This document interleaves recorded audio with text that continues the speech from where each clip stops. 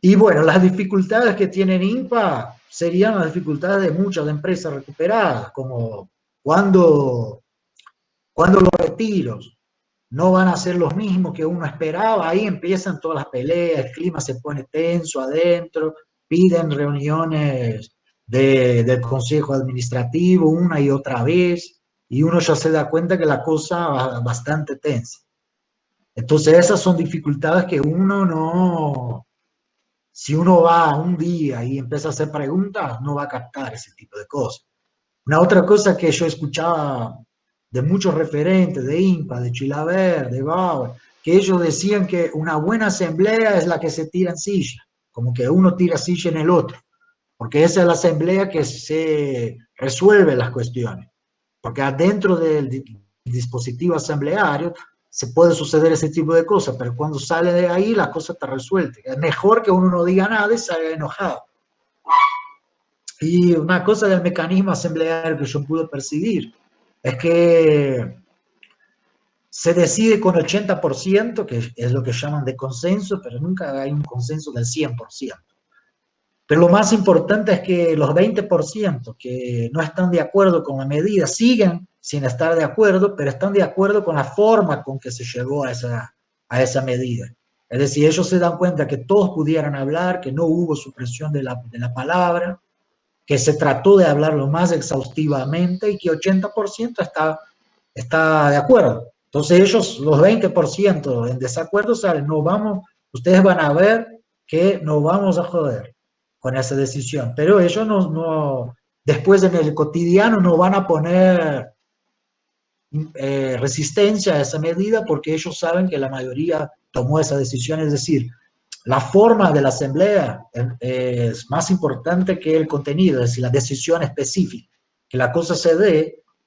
Por ejemplo, no tenés una mesa de notables en que uno tiene que ir adelante para agarrar el micrófono y hablar.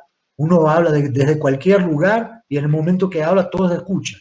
Puede ser que haya una mesa arriba, por ejemplo, en asamblea de contabilidad, que uno tiene que aclarar números y cómo va la cosa, ahí sí. Pero si otro empieza a hablar desde donde esté, la gente se calla y empieza a escuchar lo que tiene que decir.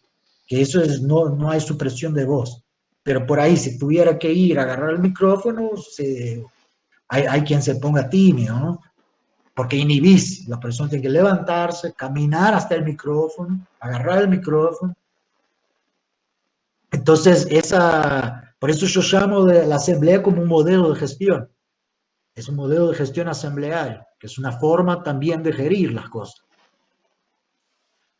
Y bueno, porque muchas veces cuando la gente de la universidad va a encontrarse con las personas de los movimientos sociales, yo muchas veces que veo un equívoco común es la persona de la universidad intenta de hablar para la persona del movimiento social sobre todos los problemas que ella tiene. Es decir, yo vi una vez una mujer que trataba de aclarar a la gente del MST sobre cómo estaba la situación de la reforma agraria en el país, que andaba para atrás, cuál es la situación de la tierra en el país, cantidad de tierra ociosa, y el tipo del MST, que seguramente no tenía formación universitaria, sabía mucho más que ella. Es decir, ellos saben los problemas que ellos tienen. Para mí es mucho más productivo que la persona de la universidad va para dar la dimensión del movimiento social, que por ahí ellos no tienen en claro, la dimensión que ellos lograron de alcanzar. Es decir, que el MST, para seguir en ese ejemplo, el Movimiento Sin Tierra de Brasil, ¿no? Ellos tienen como 2.500 escuelas que hicieron ellos. Y yo les dije, ese después de la iglesia es el sistema privado educacional más grande del país. La iglesia tiene más que 2.500 escuelas, pero después nadie más tiene. Como 70% de la producción de alimento orgánico en Brasil es del MST. A veces ellos no tienen esa dimensión. O que las fábricas recuperadas son 400 que ocupan a más de 16.000 trabajadores. Son 16.000 familias que viven de las empresas recuperadas, tener dimensión de que todo un sector de la economía argentina está autogestionada en ese momento. porque por ahí que las dificultades que uno enfrenta no son únicas de que esas 400 pasaron por algo muy similar, si bien cada caso a su manera, hay una unidad de lo diverso. Entonces, yo creo que eso sería más productivo, porque por ahí muchas veces estamos muy acostumbrados a hablar de las cosas malas, ¿no? Decir cómo va todo mal, cómo la, las empresas recuperadas no tienen chance porque viene el monopolio capitalista y las come, como en el caso de INPA con Aluar, que es un monopolio del aluminio. Y vos, y aunque esté en monopolio, está INPA también. Es decir, volvemos al tema de que nadie sabe aclarar por cómo perduran las empresas recuperadas y crecen a cada año, aumenta el número de empresas recuperadas. No hay, en la Argentina, donde tenemos datos estadísticos, no hay ningún año en que no haya más procesos nuevos de recuperación que procesos de recuperación que se terminan. Siempre, cada año se va aumentando, por lo menos desde 2018, me parece, fue la última vez que chequeé esos datos. Entonces, por ejemplo, en un año, si se terminan 3 procesos de recuperación, 5 nuevos empiezan. Entonces tenés un saldo positivo de 2.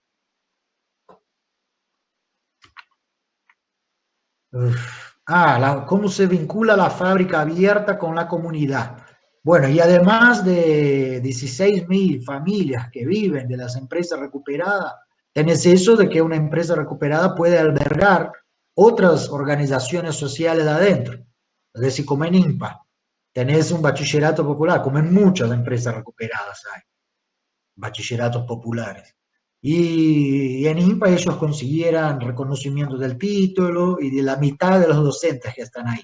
Entonces yo creo que son 40 docentes, 20 reciben y van haciendo rotación, quien recibe el dinero, 20 docentes reconocidos por el Estado, entonces son 20 trabajadores más que, que están, que si no fuera la fábrica recuperada por ahí no existirían, si bien existen muchos otros bachilleratos populares que no están en fábrica recuperada, pero también ahí tenés 200 pibes a la vez que no son pibes en realidad, gente que no pudo concluir la primaria y la secundaria en las escuelas del Estado normales y pasan ahí, y ahí sí tienen una chance de terminar porque existe todo ese concepto de pertenencia, de que el estudiante tiene que sentir pertenencia con el lugar donde estudia.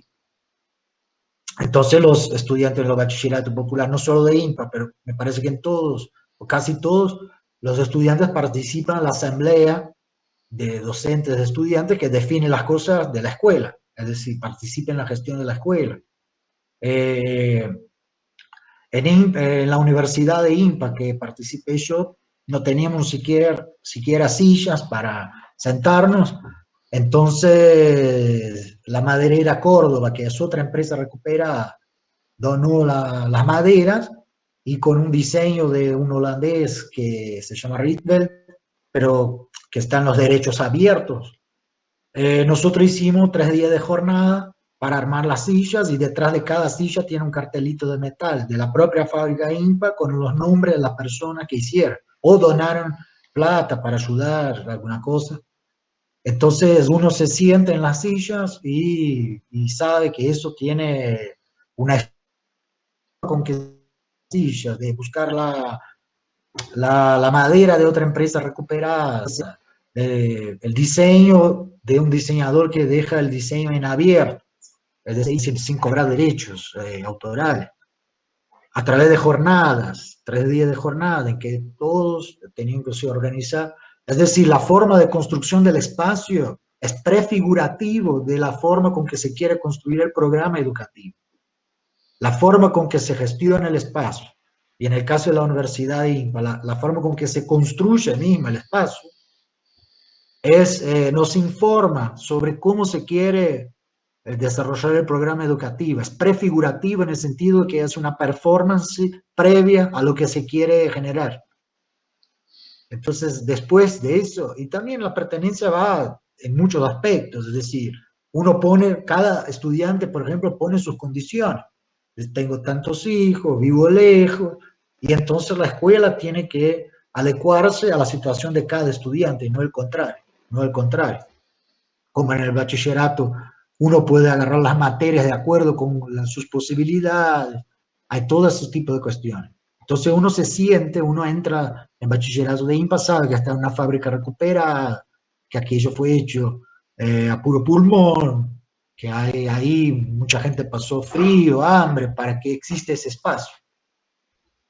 Porque lo que se va a argumentar es que eso va a influenciar en la construcción del conocimiento después, es decir, un tipo de institución de enseñanza totalmente verticalizado, rígido, jerárquico, va a generar un conocimiento rígido, jerárquico, difícilmente va a poder generar un conocimiento horizontal o colectivo o más plástico. Entonces hay una correlación entre la forma de constitución física del espacio de la enseñanza y las posibilidades de construcción de conocimiento que ese espacio pueda generar. Uf. Y la fábrica abierta, eso estábamos hablando, cómo se vincula. Primero albergando a organizaciones externas, a otras organizaciones, con Bachillerato Popular, tenés la Barricada TV, y bueno, ahí vienen los vecinos y ellos también plantean ciertos problemas que tienen. Tenía una geriátrico lejos, se trató de armar una sala de salud en algún espacio de IMPA, y lo principal es que el vecindario se vincula con la fábrica sabiendo de la historia de la fábrica, en primer lugar, que yo ya hablé con los vecinos de IMPA y todos saben, esa fábrica es autogestionada, esa gente pasó por mucha dificultad para conseguir laburar, que vivimos en un mundo en que para laburar tenés que pelear, ya está así la situación. Entonces tenés ese vínculo y eso es fundamental para el desarrollo del proceso de autogestión. Cuando fuimos a una quesera, Master Cheese, a Marcos Paz, creo, sí, tratamos de ir a los vecinos preguntando qué pensaban la fábrica, y ellos no querían para nada la fábrica porque el dueño, el patrón, tiraba, en vez de hacer una pileta de tratamiento, tiraba el resto del proceso productivo en la calle, que era todo de tierra, pero sale algo medio, un olor podrido de lo que sobra del queso. Y los trabajadores, después que hicieron un primer ingreso para comprar algo de comer, cuando el primer excedente gastaron armando la pileta de tratamiento. Entonces también tenés ahí una priorización de lo ambiental en primer lugar, de la naturaleza con un todo, y después de la relación con los vecinos. Porque si ellos empiezan a boicotear el proceso de recuperación, la cosa se pone muy fea, porque ellos también pueden llamar a la policía, que hay disturbios, y la policía ya tiene orden por ahí de hacer alguna cosa. Bueno, entonces la forma de relación con el vecindario es múltiple. No todas las fábricas adoptan esa noción de fábrica abierta. Pero la noción de fábrica abierta es algo que para mí les hace tremer a los capitalistas porque rompe el secreto industrial. Vos podés entrar y pasear por la fábrica y ver cómo hacen la producción. Por supuesto que son fábricas viejas, son pocas, tienen material, tienen procesos productivos nuevos, pero eso de abrir la fábrica a la comunidad, también como una estrategia, ¿no? Es decir, principalmente como una estrategia para enfrentar las dificultades externas. Es decir, para desalojar IMPA no es desalojar 50 obreros, son 40, 200 pibes, un canal de televisión que Barricada TV ganó el concurso, va a salir, no sé si sale todavía, por la TV digital. Tenés un montón de otras, tenés una radio, un montón de otras organizaciones, un centro cultural con 25 talleres. Es decir, también la capacidad de movilización de la fábrica aumenta muchísimo, porque rápidamente cada organización, bachillerato, llamando a los demás bachillerato, el centro cultural, llamando a los demás, juntás un montón de gente al toque. El costo político aumenta mucho, ¿no?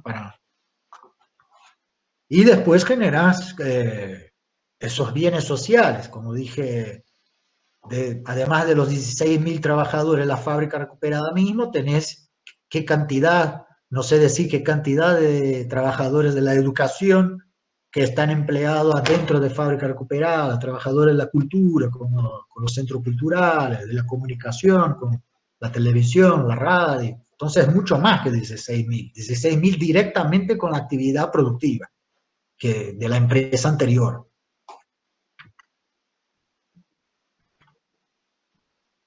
¿Cuáles son las funciones y cómo se conforma el Consejo Administrativo? De eso hablamos un poco, ya bastante, ¿no? Quien asume la función de administración los puestos de administración se llenan de la misma manera que se llenaban antes los puestos de gremiales. El que es más proactivo, el más peleador, que normalmente iba a ser el representante del sindicato en esa seccional, en esa fábrica, y iba a ser el delegado de la planta dentro de la seccional, ese va a ser también el administrador, es decir, el cargo de administración asume el más peleador, no necesariamente el que tiene más facilidad con números, con administración, y eso muchas veces es un problema, ¿no? De eso ya estuvimos. Bueno, ¿y cómo se interpone la subjetividad salarial en el desarrollo de la autogestión? Esto también abordamos un poco, porque ellos van a comportarse, una parte de los trabajadores van a comportarse como si estuvieran bajo patrón. Entonces, tanto no quieren asumir funciones administrativas, que es el tema de esconderse detrás de la máquina, como también van a reproducir conductas sindicales en contra de los administrativos. Eso se pone bastante contradictorio porque ellos están boicoteando su propia empresa. El momento, por ahí no hay forma de que hagas una huelga en contra de sí mismo, pero ¿qué hacen? Empiezan a llamar asamblea de contabilidad, asamblea administrativa todo el tiempo. Entonces la fábrica, la empresa se detiene, todos van a la asamblea, donde uno va a empezar una y otra vez a aclarar los números, cómo vienen las cosas, y, y ahí es donde se produce la tensión extrema. Eso sucede cuando la fábrica anda mal. Cuando la fábrica anda bien, esas personas más o menos desaparecen. Yo pude ver bastante eso en INPA. Habían obreros que yo nunca había visto, pero cuando la cosa empezó a ir mal, pasaban por los pasillos puteando. Y entonces eran obreros que casi no existían en el cotidiano de la fábrica, más allá de trabajar en su puesto de trabajo, pero después asumen un papel protagonista en esos momentos, pero tiran para atrás el desarrollo de la autogestión, mientras esos que asumen el consejo administrativo, normalmente, ¿no? A veces solo quieren cristalizarse ahí porque es mejor que trabajar detrás de una máquina, están en trabajo de oficina, pero son pocos casos en que se cristaliza una patronal adentro. La mayoría de las veces son esos que asumen la administración, que también van a hacer los contactos con otras empresas recuperadas, armar movimiento, hacer contactos con los políticos. Es decir, ellos desarrollan una subjetividad autogestionada porque no esperan más solución de afuera. Mismo en términos de fábrica recuperada, son los referentes la fábrica, lo que llamamos de referentes. Ellos van a decir, las empresas recuperadas que van a solucionar sus propios problemas, si esperamos de afuera no va a venir nada. Por supuesto, no es lo mismo que un gobierno de Macri, que un gobierno peronista, que un gobierno que odia y otro que es doble, ¿no? Dubio. Que Macri trata de suprimir las empresas recuperadas y el kirchnerismo queda así, no va en contra, pero tampoco en favor. Que si vemos, por lo menos, no sé, de esa gestión, pusieron ahí el Vasco, que es el referente de INPA, en el departamento, la dirección esa de empresa recuperada, que también es una estrategia, ¿no? Pone el que más hace quilombo detrás de la mesa.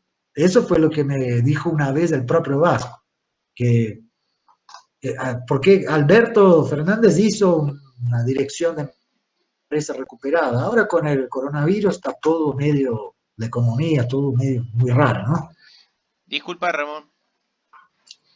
Sí, el compañero que estaba invitado hoy, Raúl Verón, que fue parte de la Salamandra, él está trabajando en esa secretaría con el Vasco Murúa.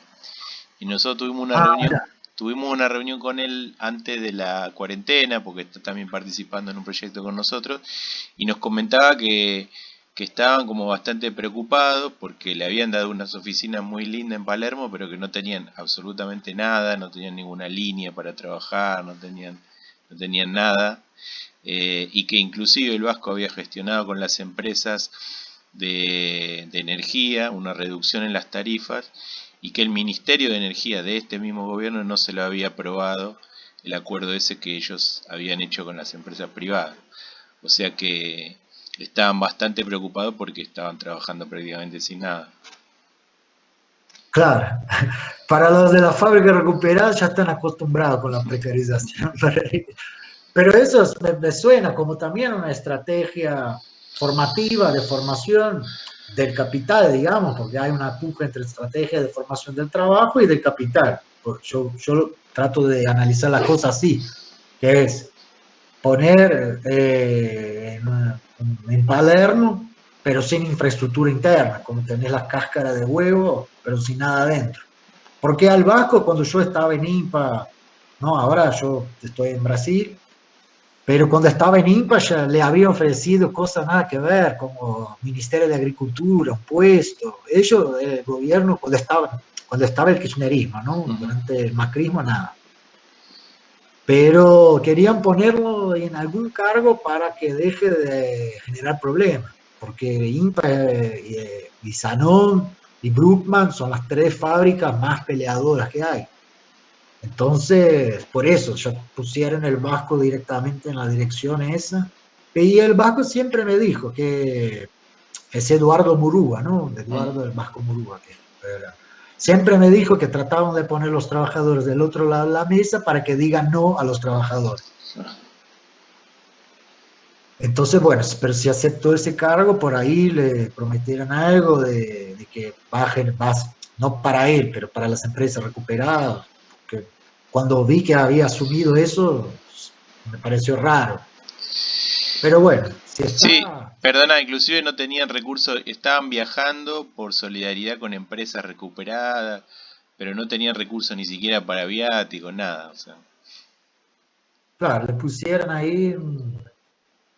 Pero bueno, ya le da como alguna institucionalidad y bueno, la fábrica recuperada, lo que hicieron con poco recurso que tenían fue algo milagroso.